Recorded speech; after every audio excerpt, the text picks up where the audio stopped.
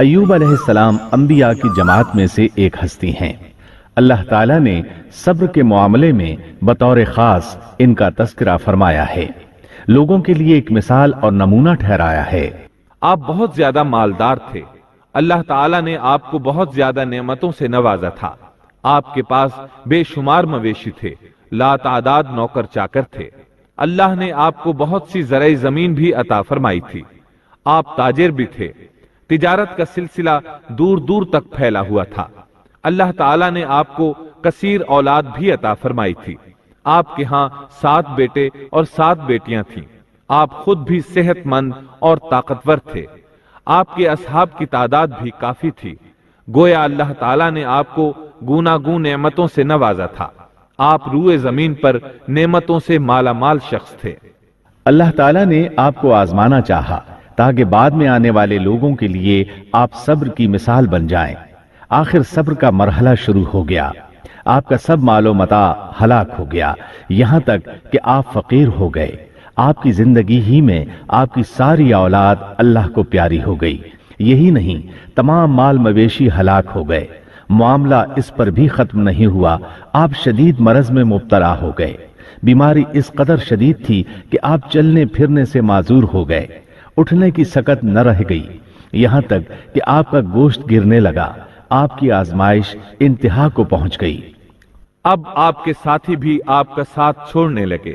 انہیں خوف محسوس ہوا کہ کہیں ان کی بیماری انہیں بھی نہ لگ جائے، کہیں یہ کوئی ایسی بیماری نہ ہو جو ایک سے دوسرے کو لگتی ہو۔ اس طرح سوائے 2 کے سب ساتھی آپ کا ساتھ چھوڑ گئے، کوئی آپ کے قریب نہ آتا تھا۔ جو 2 ساتھی ساتھ چھوڑ کر نہیں گئے تھے وہ بھی ذرا دور کھڑے ہو کر بات کرتے تھے۔ آپ کی خدمت کے لیے بس آپ کی بیوی رہ گئیں، وہ بہت وفادار بیوی تھیں۔ یہ زوجہ محترمہ آپ کی خدمت کرتی، آپ کو کھلاتی پلاتی، آپ کو نہلاتی۔ پھر نوبت یہاں تک پہنچی کہ سارا ہی مال بالکل ختم ہو گیا۔ اب بیوی صاحبہ نے اجرت پر لوگوں کے گھروں میں کام کرنا شروع کیا تاکہ کچھ کما کر لائیں اور خاوند پر خرچ کر سکیں۔ یہ تھے اللہ کے نبی ایوب علیہ السلام، اتنی بڑی آزمائش میں پورے اترے۔ آزمائش بھی 1-2 ماہ نہیں، پورے 12 برس جاری رہی، اور ایک قول کے مطابق 18 برس جاری رہی۔ آپ اس دوران مجسمہ صبر بنے رہے۔ آپ نے کبھی کسی سے شکوہ تک نہ کیا، یہاں تک کہ کبھی زوجہ محترمہ سے بھی شکوہ نہ کیا۔ سال ہا سال اسی حالت پر گزر گئے۔ دوسری طرف نوبت یہاں تک پہنچی کہ لوگوں نے آپ کی بیوی صاحبہ کو کام دینے سے انکار کرنا شروع کر دیا۔ ان کا خیال تھا کہیں ان کے شوہر کی بیماری انہیں بھی نہ لگ جائے۔ وہ سمجھتے تھے کہ ایوب علیہ السلام کی بیماری چھوت کی ہے، لہٰذا یہ بیماری ان کی بیوی کے واسطے سے انہیں بھی لگ سکتی ہے۔ جب معاملہ یہاں تک پہنچ گیا تب آپ نے ایک چھوٹی سی بات کہی، اس میں بھی کوئی واضح دعا نہیں تھی، جبکہ اس وقت سے بڑھ کر دعا کے لیے کون سا وقت ہو سکتا تھا۔ آپ کی اس بات کو اللہ تعالیٰ نے قرآن مجید میں بیان فرمایا ہے۔ سورہ انبیاء آیت 83 میں ہے، اور ایوب کی اس حالت کو یاد کرو جبکہ اس نے اپنے پروردگار کو پکارا کہ مجھے یہ بیماری لگ گئی ہے اور تو رحم کرنے والوں سے زیادہ رحم کرنے والا ہے۔ مجھے آزمائش نے آ لیا ہے اور تو ارحم الراحمین ہے۔ مطلب یہ کہ آپ نے واضح الفاظ میں دعا نہیں فرمائی، یہ نہیں فرمایا الہی مجھے تندرستی عطا فرما، الہی مجھے رزق عطا فرما اور میری حالت ایسی ایسی ہو گئی ہے، تو رحیم و کریم ہے، بلکہ یوں کہا وَأَنْتَ أَرْحَمُ الرَّاحِمِينَ، عرض کیا میری نسبت میری حالت کو تو ہی بہتر جاننے والا ہے۔ اللہ تعالیٰ نے دوسری آیت میں آپ کی حالت کو اس طرح بیان کیا ہے۔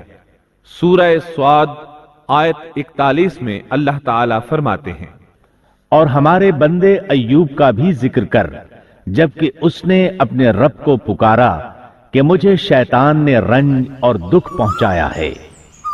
گویا آپ نے اس بیماری اور مصیبت کو اللہ تعالیٰ کی طرف منسوب نہیں فرمایا، بلکہ اللہ تعالیٰ کو اس سے مبرہ و پاک ٹھہرایا اور اسے شیطان کی طرف منسوب کیا۔ یوں نہیں کہا اللہ تو نے مجھے مصیبت میں ڈال دیا، بلکہ اس کو غیر اللہ یعنی شیطان کی جانب منسوب کیا۔ حدیث میں بھی اسی طرح آتا ہے، برائی تیری طرف سے نہیں ہے۔ آپ نے اپنی حالت کو بھی ایسے ہی پیش کیا اور یوں عرض کیا، اللہ تعالیٰ نے آپ کی التجا کو اسی لمحے شرف قبولیت سے نوازا۔ کتنے ہی موقع ایسے آئے تھے کہ اس سے قبل بھی آپ دعا کر سکتے تھے اور وہ قبول ہو جاتی، لیکن آپ نے صبر کا دامن تھامے رکھا۔ اسی لیے مدتوں سے ضرب المثل چلی آ رہی ہے، صبر ایوب۔ جب آپ نے اپنے پروردگار سے اس انداز میں دعا مانگی تو اللہ تعالیٰ نے ان سے آزمائش ختم کر دی۔ اللہ تعالیٰ سورہ صاد آیت 42 میں فرماتے ہیں، اپنا پاؤں مارو، یہ نہانے اور پینے کے لیے ٹھنڈا پانی ہے۔ جب انہوں نے پاؤں زمین پر مارا تو پانی کا چشمہ جاری ہو گیا۔ علماء کرام کہتے ہیں جب انہوں نے اس پانی سے غسل کیا تو جسم کے بیرونی حصے سے بیماری ختم ہو گئی، اور جو ہی پانی پیا جسم کے اندرونی حصے کی بیماری ختم ہو گئی، اور یہ اللہ عز و جل کا عظیم احسان ہے۔ پھر سے بالکل تندرست بن گئے، ان کی صحت و توانائی لوٹ آئی، ایسے صحت مند ہو گئے جیسے پہلے کبھی ہوا کرتے تھے۔ ان کی زوجہ محترمہ باہر سے گھر آئیں تو بالکل نہ پہچان سکیں۔ ان سے پوچھنے لگیں، کیا آپ نے اللہ کے نبی میرے خاوند یعنی مرض میں مبتلا شخص کو دیکھا ہے؟ اللہ کی قسم، جب میرے خاوند صحت مند تھے تو بالکل آپ جیسے تھے، میں نے آپ سے بڑھ کر ان سے ملتا جلتا آدمی آج تک نہیں دیکھا۔ اس پر ایوب علیہ السلام بولے، کیا تم نے مجھے پہچانا نہیں؟ انہوں نے حیران ہو کر پوچھا، آپ کون ہیں؟ تب وہ بولے، میں ایوب ہوں۔ وہ بولیں، سبحان اللہ، اس کا مطلب ہے بیماری ختم ہو گئی، اللہ تعالیٰ کا احسان ہو گیا۔ اس کے بعد اللہ تعالیٰ نے انہیں اہل و عیال کی نعمتیں بھی لوٹا دیں، ان کے مویشی بھی انہیں واپس مل گئے۔ ہم نے اس کو اہل و عیال عطا فرمائے، بلکہ ان کے ساتھ ویسے ہی اور اپنی خاص مہربانی سے، تاکہ سچے بندوں کے لیے سبب نصیحت ہو۔ مطلب یہ کہ ان کی جوانی واپس کر دی، مال و دولت لوٹا دیا، اور یہ چیزیں انہیں فوراً واپس کر دی تھیں۔ جسمانی صحت بھی واپس فرمائی اور دنیاوی دولت بھی واپس کر دی۔